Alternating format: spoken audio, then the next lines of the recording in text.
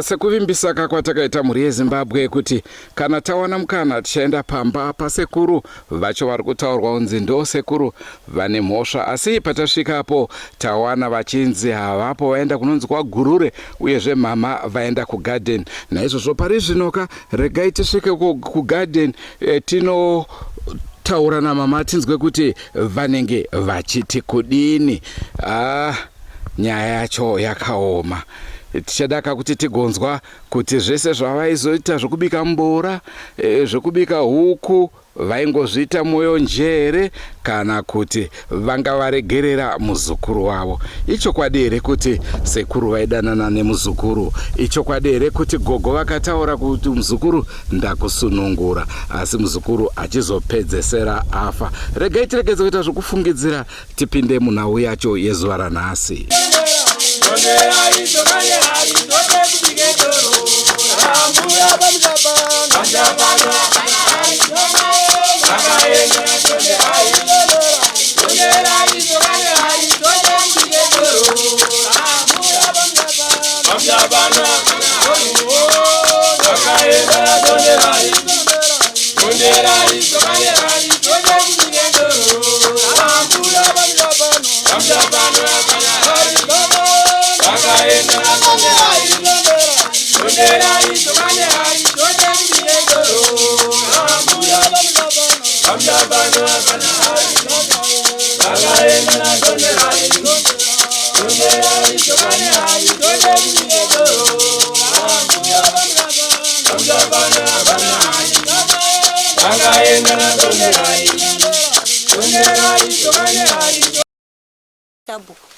Aniti kana wana baisha ndombotoka maruto shini yenye hapana wabereka wangu wafonere izvozvi wonditi taurai nawo ndondipa go ahead sabhuku wacho wondipa go ahead. Namba dzesabhuku dziripi? Tambowafonera nguva iyi. Apa haisi mhosva. Haisi mhosva asi ndakabatikana. Aniti haisi mhosva. Handisi kukublame. Nini handisi kublame woba kana mimi. Muritori pabasa penyu aniti. Inini ndo chirongo changu chandinacho aniti. Nyaya yangu iri kumaoko maani masabhuku. Aniti wabereka wangu futi woboma wafonera. Nokuti ndakazofushuka pakufembesa foja yandisiri ndiri mupostori. Hani saka zviri kundibata nanhasi. Saka ndato mumwe watofome chichivi vasina kuwaudza sabhuku achinditi mai osentaurai nawo. Wabereka wangu muchiri waiti futi inini hapana chinotombondinetsenda hapana chandinotombosvika. Aniti ende ndakatosununguka. But isusu hatipo pakuku.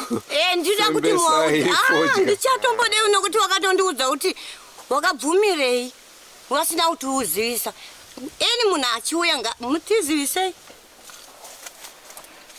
But mimi makatangwa kane nini? Ndo zvandataura ndati handichatombode wabereka wangu waudzei sabhuku zvangu nyaya yangu iri kuka sabhuku dai ndatoshedzoka sabhuku ndaitouya. Nori nyaya yangu iri kupi ndaitototaura kupi baba? Ikoko. Ko kwamambo zvinoita ka? Kwamambo handisati ndaenda kwamambo ndichiri mumaoko masabhuku. Ndinobva masabhuku ndoenda kwani? Kwamambo. Nekuti chiripo ka? Isusu tanga tisiri kudai kuti sabhuku tanga tiinawo. Sabhuku ngowandipe go ahead kuti taurai. Wabereka wangu wobva mafonera futi kuti ndizosvika pana Ruby totataura nhau yedu tiri wechi wechirongwa chamoyo nacho handizivi. Ndakasununguka kutaura nemi ende handina bopoto nemi mimi muri pabasa. Aniti? Ndizvozvo. But ndotoona unge zvicha nekuti nguva yatauya ka. Wafonerei hapana chotombonetsenda. Ndipewo namba dzasabhuku. Kune vabereki venyu kure here naiwo kuti togona kungopinda nawo mota takananga kumba kwavo? Handifambe bai. Wafonerei. Ko handiti muri kuti buda mvumo kubva ku? Wafonerei kuti ndizvozvo zvatakuita. Hawanetse. Munhu anotofambawo neizvozvo tabvuma ari muziva. Ndani baba wangu iwo. Chidhakwa iyo uye. Ndemfonere. 077. Uyanende bai nefoni yangu. Waiona here munhu waMwari? Alright.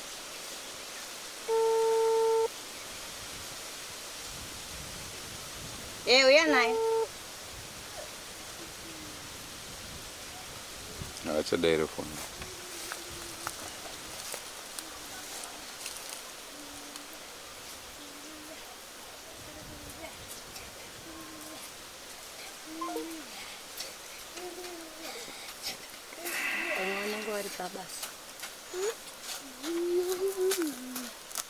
Los tenga tutori nawo.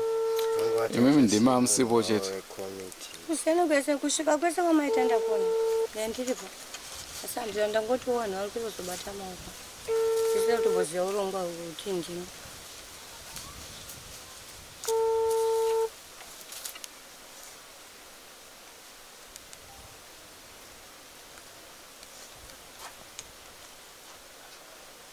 Tinokukwazisai mhuri yeZimbabwe kusangana kwatiri kuita nhasi rimwe zuva. Ndofunga munotondera kapaya tichikupai nhau yatsitsi uyo ari kufungidzirwa kuti akafa nerukawo. Naizvozvo takakuvimbisai kuti kana takwanisa kuonana namama nababa tichavaunza pachirongwa tigotaurawo navo tinzwe kuti ichokwadi here kuti vakange vashandisirwa rukawo baba uyezve mama kuti vakashandisa here rukawo pamurume wavo. Ndochikonzero chaita kuti tinge tichiuya muzuva ranhasi. Rangu zita ndinonzi Andrew Neshamba. Senguva dzese kamuri yeZimbabwe tinokurudzirai kusubscribe kuDrumas Media. Drumas Media taking you to another level. Chandingade kukuzivisai ndechekuti tatanga kutaura namama vativo aiwa handina kusununguka kunge ndichikurukura nemi nekuti pane zvakamboitika mumashure umo chakachenjedza ndechakatanga. Regai tikupei mama vachitaura. Mama anzi oi mutaure naSabhuku. Okay. Awa vawadza amai mimi muchapwa. Mirai avatanga vapedzera nengoti halo. Halo. Masera. Tasema baba. Waswera sei kumba. Waswera zvakanaka. Alright, ndambenge ndichitombo kutsvagai ndafonera ndiri kubasa kuti kuno vaenzi vari kuuya vane zvavari kuda kutaura neni. Na akaridza. Saka foni dzenyu dzadzisikita. Saka kwangu ndichadzoka saka ndaramba ndichiedza foni dzichiramba.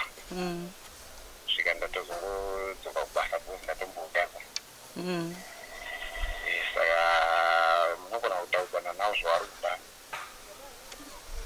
Mandipa go ahead kuti nditaure zvandinoda. Taudzana yenyu nawo. Ko baba wangu. Ndiri kuti inini iyo information yavari kuda vangoida information kubva kwamuri kubva kuna akaridza wonzwisisa nyaya dzenyidzo kuti dzakaita sei. Handiti vakuudzai kuti ndananiwa pane kuti ndizofembeswa foja zvezve futi. Ipapo zvandiri kutaura ndezvekuti inini munogona kana musingakwanise kutaura nawo inini munongotaura kuti inini handikwanise kutaura nemi, but inini kusaidi rangu rebasa rangu sevanhu vapfuura zvaonekwa headman ndinotenderwa kuti ndikuti taudzanai nawo gozi wasvikira kwaheadman kuti vazouyawo kwatiri kuno. Ndokumbira kuti mufonere baba wangu kuti Ruby ngaataure nevanhu vasvika ikoko. Alright, zvatinoita manje isusu zvekuzondibatirotoi zvokuti ndizo haudzei wandifonere bheki because airtime yashandisi. Ndenchiti pamwe mungagona kutaura naSecurity abvuma mungoti ndo wasvika kuno wati zvakati saka tawapa go ahead kuti wataure. Ndotaura zvinhu zvacho. Aiwa, inini ndanga ndiri kuti handigona kufonera hangu wana chidhakwa kuti wataudze zvakafanana neizvozvo. Inini ndandiri kuti inini kana maona kuti hamukwanise kutaudzana navo zvavari kuda kutaudziwa navo munongowapindura kuti inini handikwanise iwo oenda zvavo. Alright, aiwa ini handikwanise kuti nditaure navo nokuti inini nyaya yangu iri mumaoko menyu. Kana iri mumaoko mangu ndosaka ndanga ndakuti waudzei because nyaya yacho inenge iri haina side haina kana mhosva yainayo but iwo vano zvavari kuda kungonzwisisa chete kwamuri. Ndaneta nazveni baba. Taurai nawo mufe. Kata iPhone. Vanhu munotaura nawo. Mukadzi wangu. Vana baba kana takata mhosva takatita mhosva udhanda wakafembesa foja kwana atezva vasingazvizivi ba. Isusu zvatakaita wakaushaya. Ndizvotaura baina baba. Kufembeswa foja futi. Aiwa ba. No baba wangu wafonere baba wangu tandizo zvakuita. Mira mudikani. Ndakafembeswa foja zvanisina kuita. Tiripo here mama. Pamwe ndimi pamwe muri kusaidhi kwacho hatikuzive. Wataurire pamangu. Chimbomira kama. Tiriwo chirongwa zvakati Tegedzai mugotipa namba dzawo tigozo. Chimbomira mause nditaure nditopedza tozotaura nyaya yako tinoitaura. Hapana chisingapere nokutaura zvinhu zvese munotaura kana hondo yakahwiwa asi vanhu makazotogara pasi muchita sine. Chitaura kana ndozvinoita kazvino. Ava wabasa kana watumwa basa ravo vanofanira kuita basa. Vari pabasa inini pabasa rangu. Chimbomira. Ndofunga manzwa zvavataura naizvozvo hatikwanise kuti titi ngatitaurei nawo manzwawo zvakare sabhuku vachitaura panhare vachitaura namama ndofunga manzwawo zvavanga vachitaura tongai tinzwe munotiwo kudini. Ndinotenda munhu waMwari. Right, tingati kugarisana kwatakaita paumba paima next door. Ongo. Chipiri kana ndichiona baba pamwana womuzukuru wangu. Ndinomuti futi muzukuru mwana wechina wemuzukuru. Zvabva kudaro zveshuwa musikana anga ashanda kumaChina. Musikana ashanda kumaChina akauya paumba vanhu vachiti inhumbu akambofungidza kuti inhumbu. Zvenhumbu zvazoramba. Vawaenda kuchipatara. Wasvika kuchipatara vari kudza kuchipatara baba waPassion ipapo ndo akavachita zvabva kuchipatara. Asi musikana ari kudza anobundu painai. Mudumbu bundi ruda kooparetwa. Takati saka zvakanzi ati chaona teita sei. Tomungase vanhu vanonamatawo vanochitendero chaunozofamba wanza asadza akaoparetwa anoita sei anofafa. Vawadropa ndofunga wakambodaidzira Pfungwe pombo pavha taenda paPfungwe zvakanzi akanokuhatsoka akagadziwa tsoka. Ndo zvimwe zviri kukonzeresa kuti adai. Ndofunga ubva ipapo wakabuda uchiramba wachishandiwa.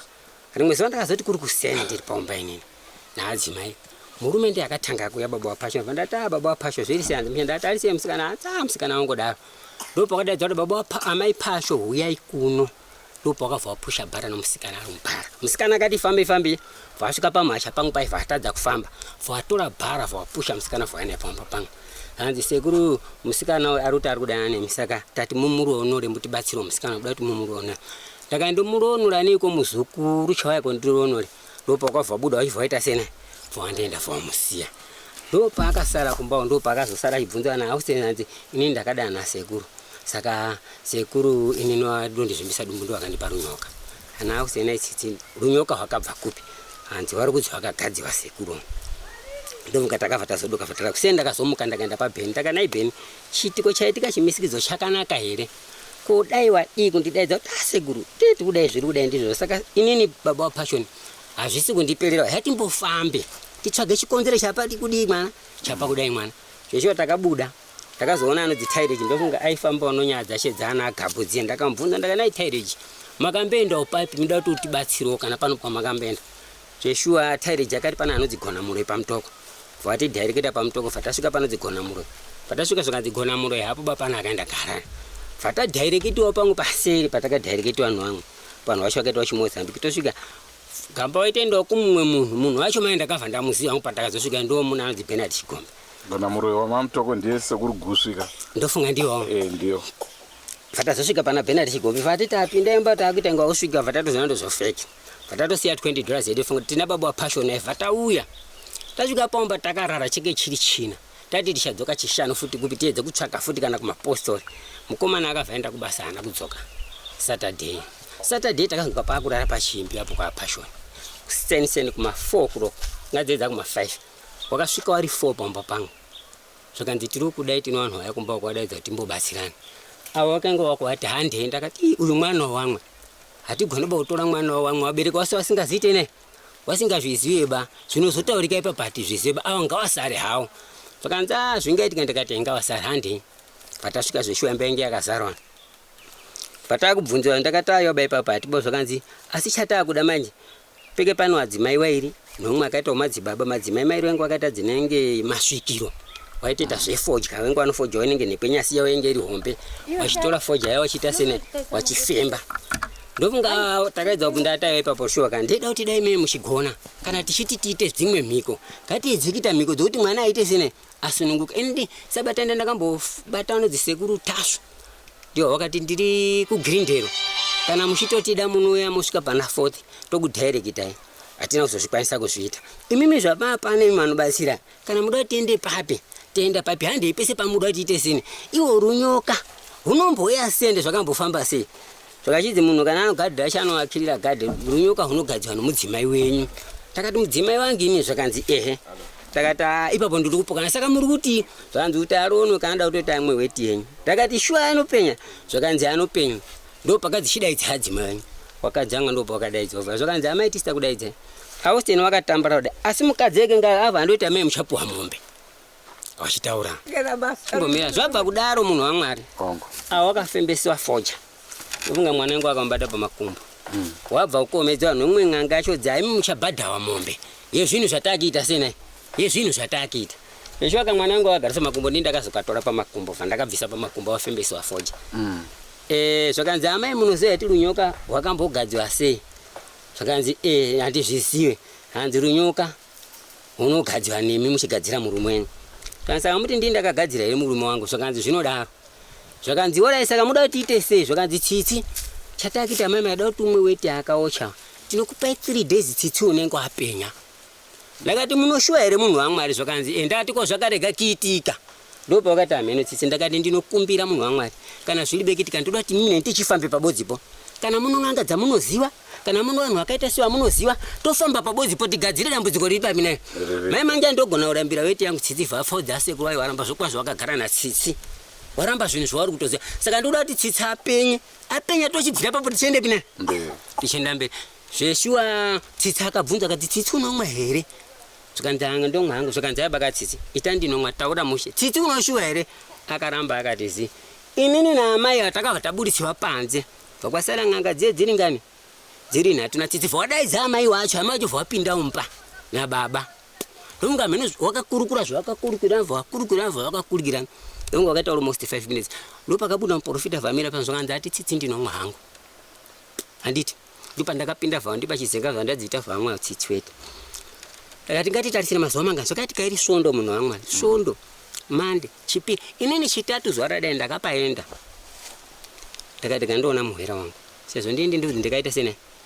Zvoshuwa ndakasvika baba ndakati baba ndauya maswera ere akaridza wengu wayo ndaswera. Ndati ko musikana ari sei. Anza musikana akaenda Harare.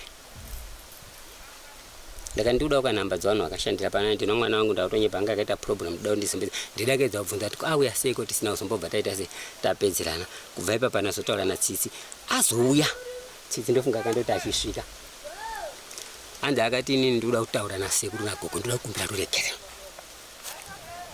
Vanhu vekengu varipo vari kuti hana kuzokwanisa kutanisa kuti avha kuchema. Zveshuwa baba wacho wakazouya kumba kwangu. Vakati sekuru ndaya musikana ndoda kukumbira rurekere nagogo nasekuru.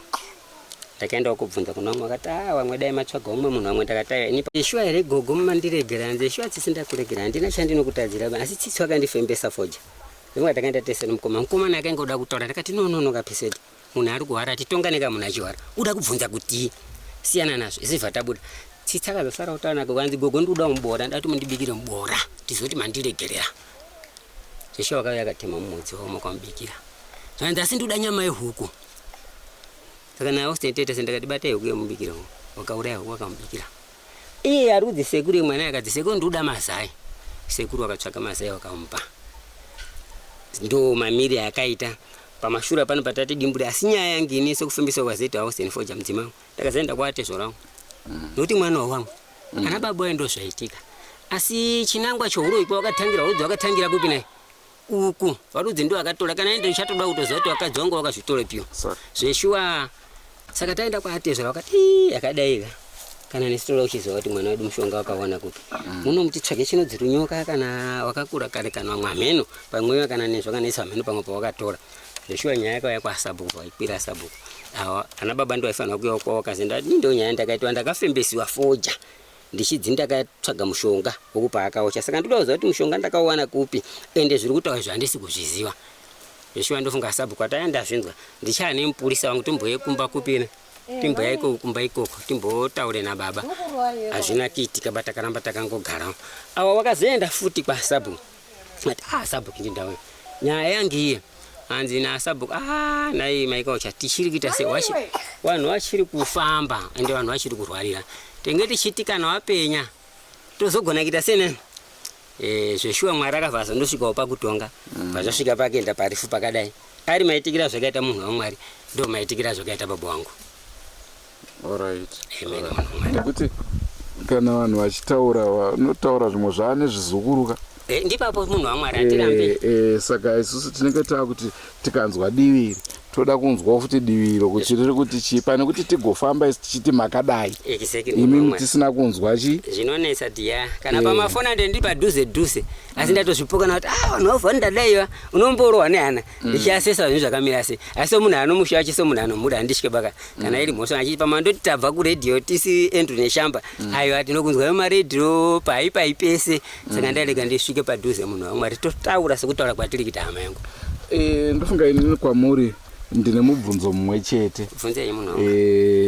Mibvunzo yangu inge yakanangana namama, saka mama kana vatiwo havataure. Naiva mai Austin. Roya pano munhu waMwari. Mubvunzo wangu kwamuri ndokuti ndanzwa kuti hanzi pane iye vachitaura vanga vachiti izvo musikana aitaura kuti makasangana kairi. Pamwe pacho mukicheni ndokubva vauya here mama mukazonziko imimi muri kuita kunge muri kuhwanda chii mukati pane munhu ane chikwereti neni handisiri kuda kuonana naye. Zvakamboitiko here zvakadaro? Ndikati asikapepe ndakakubvunza ndikasvika ndikabvunza ndikati sekuru muri kuitei mumba nemwana wangu muri waviri mega mega pamba pane mimi mamirira kubva kwandaita pano moya pano wakasekuru wakandipindira kuti ndiri kuhwanda munhu ari kupfuura nerodhi munhu iye ari kundidaidza. Saka ndati ndega ndimuhwande pano ndikati mogomuhwanda mumba here muri wairi nemwana sekuru mangwana ndichachema nemi ndizvo zvamuri kuita panapa izvi. Sekuru sei mimi muri mumba nemwana wangu muri 2. Sekuru akati aiwa ndechihwanda anonzi amhino murume aipfuura nerodhi iyo aidaidza ari murodhi. Ndikati inini murume iyeyo inini chika parodhi apa haana kutsambuka pamba penyu ko imi madi kuhwanda mumba menyu kuti muzi yako hwanda mumba mukicheni ende mukicheni macho muri waviri nemwana. Ndipo wakati aiwa chichichi ndikati sekuru mangwana ndikaona zvinorema pamwana wangu imi sekuru ndichachema nemi. Shuwa sekuru wewe wakati aiwa sekuru aiwa chichi aiwa hapana chichi shuwa tagara. Saka yezvo mwana zvazosvika ipapo taramba tichifamba tipatikadzi aiwa mwana uyu sekuru mabva aitaitira kuti ndakara nesu ichokwadi. Pana anodzi gudhu mushambo. Takadzivuyai kudari kwagure takabva tese kubasa. Inini handina bangu kuenda zveshuwa ndakagara pane pachidhuru tsitsi aitoita zvaitaomba. Sopaomba pandinondojaira zveshuwa ndakaenda ndagara pachidhuru. Gudhu akati kaocha vandapinda vandagara pachidhuru. Vandatomira vaatopfuura vaenda. Awa ndopa wakazobhura ndovonga wakatosangana naye parodhi. Ndopakati koseku ndati handiri kuhwanda mukomana ari kundidaidza ainga anditi hatiende kudaro handina kuita sena handina kuenda kudaro. Vatandonyaraidzana takadaro. Sopaomba pandinondosvika wanga handina kana mamusi mubhedhuru kana kuti pai memutoni mukicheni ndakagara pachidhuru munhu waMwari. Kuna mama isusu nawo yetekeda kungonzwisa ndeye yawo yefodya iyoyi kuti vakavaputisa fodya vaivaputisa vachiti chii. Ndopakanesa ndopandodawo sena watsanangurawo fodya zveshuwa wakafembesiwa fodya yakabva munhekwe inenge nyanga munhu waMwari ndoda kutaura chikwa ziguru rakadai rakavhariwa zveshuwa wakabvisa fodya yawo zvakanzi pamusoro wana kubata fodya wakati pamusoro yaubvunzana wakati ndiri shumba wakati ndiri nhare hanzi achihoro mudasa iro hanzi zveshuwa zveshuwa wakafembesa wakati shuwa here tsitsi wakundifembesa fodya semwana iwe wakatambara fodya yake ngeudona futi mazise ichine ndobva ndasumudza mwana inini wafembesiwa fodya ndomunga wafembesiwa fodya ndomunga wazombotera some days wachihwara nomusoro sezvinhu sai zvaita saka ndopakazonipa kuti kunondogara nomunhu ndaziva chawafembesiwa fodya handisi kuziva ndopandakakwidza kaenda kwamakokoro ndopayakazoendawo kwasabhuna zvino nyaya yedu iyo haisati yataurika hayo kuti vanomboti ndenge ndatoti kana kuitaura kwacho chataura tsitsi charipe hapana dai kenge aripo kana ini ndenge ndatoti chazoitaura tsitsi chapenya zvino tsitsi wacho hapana ndichataura ndinobenefitiwa ne ndinodei ndo maitikira yakaita munhu waMwari. Ko ipapo ndopana ada kunzwisa kuna mama kuti pavainzi ndiurayirei huku ndipei mboora tsitsi achitarisira kukumbira ruregerero tikanzwa kuti gogo vakataura kuti aiwa ndakuregerera ndopataida kunzwisa ipapo kuti ko ivo kana vachiti havazvizive vaimuregerera chii. Havazvizive zvipi? Zverunyoka kuti aiwa iye akati kwai ndiri kuti ndakadana nomurume ndiregerei ndakadana nomurume haana kuti zvorunyoka andoti ndakazodana nomurume ndiregererei inotiba zvokuti runyoka kuti gogo akati ndiregerei kuti ndinorunyoka. Nene nawo zvakare kuti wada kutengerwa dress mini kuti tsitsi wachangati ndokutengera ichi dress kana mandiregerera. Aiwa ba. Waka nini wakangozobvunza waita kuti izvenda mutiko tsitsi uchandipeyo. Ini ndakukubikira kaizvo kanzi aiwa ba. Imi gogo nchazokupa ndokupa irokwe. Ndichakutsvagira dress rakanaka tsitsi gogoro kuti tigare zvakaita sena. Rokwe kwakuregera kokutaura hawo nyaya dzawo dzokuti kwekakusunungura nawo kwokuti sekundiregera. Noti bako kuti rokwe rokuti kuregera kwokuti ameno pamwe anazvo inini pamwe ndakato ndichazviziva ba munhu wamwari.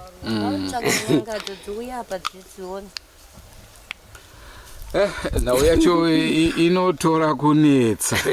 Nhau yacho inotora kunetsa nekuti inini ndopandanga ndichida kungonzwisa kuti kana mama vasingazvizive ndatonzwa kuti anobva kuDarwin ndoko wakabva nerunyoka. Saka ndada kuti ndichiziva ini kuDarwin ndiko kwangu futi. Ndikati nawe mabi yangu ko ndeipi yatakurwai. Awa asekuru awa inhari makore mabereka. Saka wari best nhari dzese vanodzwa vari kupina ndo makore. Saka vanondodzinhari kumakore. Nokuti kana asekuru vakazvara baba wakuDarwin hawakuzive ba. Handiti uyu mwana wamuno hawakuzive ba nokuDarwin kwacho. Kana baba wao hawakuzive ba, kana baba wakuDarwin hawakuzive ba. Nekuti inini ndanchiti ko kana nekuti ndichiongorora nyaya manzwira ndaita pekutanga ndichida kuona kuti pana ane mhosva here pakati pevanhu vaviri ava. Amen. Sorry Shama. Ndachida kuongorora kuti pane ane mhosva here pakati pevanhu vaviri. Tinotenda ndikagoti inini nechemwoyo kana mhosva iripo maybe inogona kuenda kuna sekuru. Nekuti kuna mama hatingati mhosva nokuti kana vakafenza ruzhowa kuchengetedza kuchengetedza gadhe ravo hapana chekuti chii mhosva vanenge vasina, asi anenge apaza ruzhowa ndiani ane mhosva. Saka mhosva yamama ndaanisiri kuiona kana kuti dai vanga vari wazviita. Kwamuri ndokwatachi ndokune mhosva. Wai tichiti kune mhosva kana chiri chokwadi chekuti makavata nemuzukuru imhosva. Nekuti munenge makanganisira 1 dunhu chiminaka 2 avo vacho vamakaitira chi izvozvo. Ndinoda kupupura chokwadi munhu wamwari kudaio nomuzukuru handina kana kurara naye zvekuti dai ndozvandati tsitswa kana tirambe tichienda mberi tsitswa chai inini ndeke ndati wanhu wekengo arimo manje kana pano zvinogona kana kuno vanodziwa anozvavanoita yatifambei titaure chokwadi tiite zvinhu zviri painai zviri pajekere. Ndofunga munhu atinomboziva ndiwana sekuru Tasva. Ini ndakavafonera nhamba dzavo ndinadzo. Sekuru taitawo dambudziko teita sei zvanzi ndinowanika ugiri ndero asi kana muda kuuya muna pana 4th mozofamba so iye akauya akati ini ndozviziva ana sekuru tinotopanana vamwe vanhu wachiti ndakataya kamuzvanaka kana zvii ndizvo zvayatifambika pabodzi. Imimi nenditofamba chinai pabodzi tenda kakwatinodzi aiwa kasekuru muri kuramba yasi makakanganisa kamwana nzira dzamakakanganisa mwana nadzo ndo idzi nedzi toona kuita senai kufamba pabodzi toona kugara pamwe chete. Ndio zvendike ndakamirira ini asi kuzondobva uko wakaita hatina kana kuzooneka kana uzondizedzo kufonera nawo nhamba dzavo nawo zombotodzwana ndichitikaridza ndipene kwaindenge ndakandozisevha Epworth amene Epworth nhamba dzinosevhika zita romunhu pachizosaika nhamba here kwekungondinzvenga hwana kukwanisa kundipa nhamba dziye ndichedza kuti ndibvunze vanhu vaye kuti ko nyaya yedu iye mazondobuda ka hamuna kuti tiitaure maapapi hazvina kuzoitika kusvika nazvino munhu wamwari. No, zvakanaka sekuru. Mataura amaita isusu tsitsi wacho hachisipo nokuti takanzwa kuti tsitsi ndiye aitaura kuti sekuru ndakaita izvi kangani kaviri navo uyezve ndobva akumbira regero nagogogogo akati aiwa ndakuregerera. Ndo pakazotanga manje kudzipa ari kuda kuti arapanurwe. Aiwa ba ndoda kutaura chokwadi munhu wamwari. Vanhu kana achitaura vanhu wamwari ngatitaure chokwadi pamunhu. Zvimwe zvinogona ndombota kuti mumwe munogona kufita nechinhu chisina kufita zvibva zvaitika inge zviri ndizvozvo kunyepe hakuna kutaurika nyaya idzodzo munhu wamwari. Nababa kudai ndotaura chokwadi chakausa. No, zvakanaka. Amuri yeZimbabwe ndofunga tasvika kwakagumira chirongwa chedu chezuva ranhasi. Manzwawo zvataurwa nababaka baba ngati sekuru vataurawo vakati aiwa dzimwe nguva munhu unofitwawo nekupomerwa zvobva zvatoita kunge chokwadi, asi chokwadi chandinoziva dai tsitsi wacho aripo maikwanisa kunzwawo kubva kwaari. Naizvozvo tsitsi ava mushakabvu, haachakwanise, hanzi dead man tells no tale. Naizvozvo hapachina divi iroro hatichakwanisi kunge tichiriwana. Naizvozvo divi ratakuvimba naro ndiro rasekuru ratiri kuvimba kuti zvavataura nesu zvanga zviri zvechokwadi. Rangu zita ndinonzi Andrew Neshamba. Senguva dzese muri yeZimbabwe tinokurudzirai kusubscribe kuDrumas Media. Drumas Media, taking you to another level. Yezvezve sekutaura kwandaita tiri mamutoko tiri kutenderera nayo mutoko. Kana muriyo yatenderana zvakare, vana sekuru vacho vanobatsira varipo. Ndichavaudza kuti vana sekuru musazopeka gogo bute, nekuti gogo varwadziwa stereke nebute era vakafembeswa. Naizvozvo ngetsaka nei muri zvimwe zvirongwa. Zodai unongofungidza shuwa kubata hokubika kuti asi muzukuru ache. Pauda kuya kotema mudzi mwachibika. Oja, odzikwai makatoti kwai tichadudura kuti munditengere ropo. Akaramba kubika kumba kwangu. Akatayo hemundibikirai mugogo. Saka zvezvo kutoteya utoti muroyi uye unase kubudirira. Ndinzidesita mushonga ndakunzi kwaikunde. Mwari ngaaduro pafadze zvinhu zvake. Zvakanaka. Alright munhu wangu. Maita basa. Si mimi ndimusina kuita basa. Aiwa, inini basa renyu nini nduma kumasabhuku. Sabhuku ndo watipa mvumo yekuti titaure nemi. Ndo akandizvara sabhukuyo. Ndari kutichengeta muno. Vabereka muno akandizvara. Kufembesa kunja nasono kuti kwai tisakati kwai kubhadhare norokwe. Gogo mandibikira izvi. Munodei kuti ndikuitirei gogo? Atichitoseka. Zvakanaka tichota gogo. Gogo musapedze mazuva muchindiona gogo. Kwauye everyday muchinditi. Pameze zvizofeka. Awakaita ane mazuva mairi vachihwara nomusoro pambo wakazenda ndanzi gogo ndoendoto mari mwangu yako ndiwana. Anditi sitaita kuti tsitsi kana apenya totaura wana kana wanawo ipapo passion chaiche mukomana anti achisandira pomba. Anditi saka zvinhu zvinoitika munhu waMwari. Ndizvo. Basa renyu. Ukama ende tichachigadzira. Kana zvadai ukama wacho unoziva unenge wako. Kuti wainga ari kudaro. Kama pane pasina baba kutoneseka munhu waMwari. Sanzo kuti zvinhu kana zvichiitika zvakatawa ngazvicheseni. Ngazvipere. Enyu vanhu vaMwari takuonayo techindokuonai mufoni. Goodbye my friends. Goodbye my friends. Wakamboonana tichazoonana nerimwe zuva hama dzangu. Goodbye my friends. Goodbye my friends. Wakamboonana tichazoonana nerimwe zuva hama dzangu. Ini ndokwenda kubasa kwangu. Iwe makiwe mkaranga.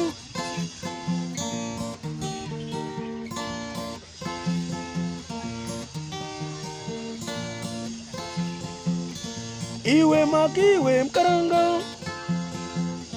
Iwe makiwe mkaranga.